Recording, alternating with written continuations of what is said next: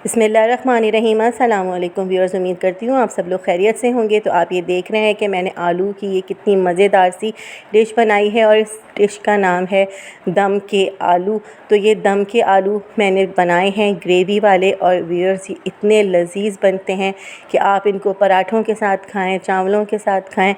ये बहुत ही लजीज सालन बनता है और बहुत ही आसानी के साथ बन जाता है, और बच्चों की तो ये बहुत ही फेवरेट डिश होगी अगर आप बच्चों को बनाकर खिलाएंगी। तो व्यूअर्स चलिए रेसिपी बनाना स्टार्ट करते हैं। शुरू से आखिर तक रेसिपी को ज़रूर देखिए। तो जी ये मैंने ले लिए हैं 7 से 8 आलू। आप ये देख रहे हैं कि आलू एक साइज़ के हैं। कोशिश ये करें कि आलू एक ही साइज़ के हों, क्योंकि हमने आलूओं को साबुत रखना है। दम के आलूओं को साबुत ही रखा जाता है। अगर कोई बड़ा आलू आ भी गया है तो आप उसको हाफ़ कर लें, लेकिन साइज़ एक ही होना चाहिए। 3 सर्विंग स्पून ऑयल के अंदर मैं अब फ्राई कर रही हूँ सारे के सारे आलू।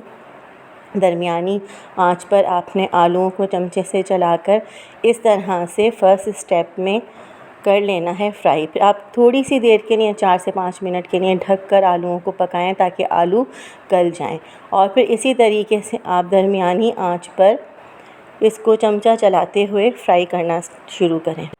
चेक कर लें कि आलू गले हैं या नहीं गले नहीं थे तो मैंने थोड़ी सी देर के लिए और रखा ढकना ढक के, और टूथपिक की मदद से आप ये देख रहे होंगे कि मैंने चेक कर लिया है आलू जो हैं वो अच्छे से गल चुके हैं।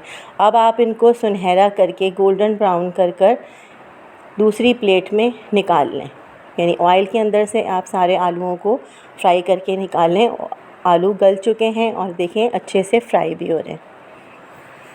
तो व्यूअर्स इस तरह से आलू के सालन में अगर आप आलू इस तरह से फ्राई करके डालें तो बहुत ही अच्छा सा जायका आता है। अब ये देखिए मैंने उसी ऑयल में 2 बड़ी प्याज को चॉप करके मोटा मोटा काट के डाल लें, या जिस तरह से भी आप काट के डालना चाहें डाल लें। अब इस प्याज को आपने फ्राई करना है। अब हम इसको इस तरह से फ्राई करेंगे कि ज़्यादा फ्राई नहीं होती, बस थोड़ा सा इसका पानी जो है वो ख़त्म हो जाए और एक अच्छी सी खुशबू आने लगे।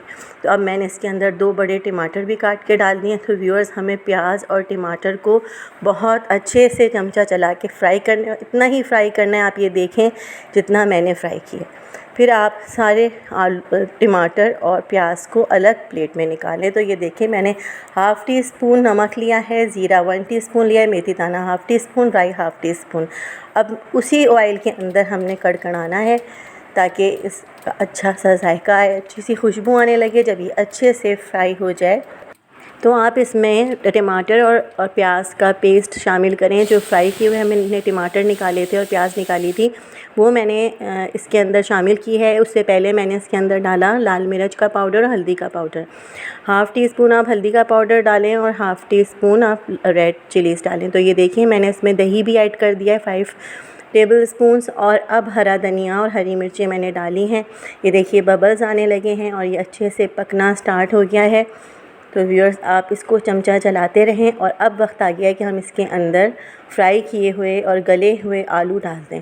तो ये देखिए व्यूअर्स कितनी अच्छी सी ग्रेवी बनकर रेडी हुई है। आप चाहें तो आप इसको पतला भी कर सकती हैं, इसके अंदर दूध भी डाल सकती हैं इसको पतला करने के लिए ग्रेवी को, अगर आपको ग्रेवी ज़्यादा चाहिए। तो अब मैं इसके अंदर शामिल कर रही हूँ हाफ़ पैकेट क्रीम का।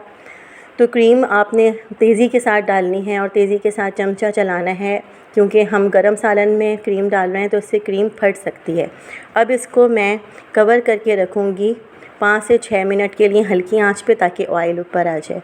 तो ये देखिए व्यूअर्स कितना लजीज सा दम आलू सालन रेडी हुआ है। इसको आप पराठे के साथ खाएं, चावलों के साथ खाएं।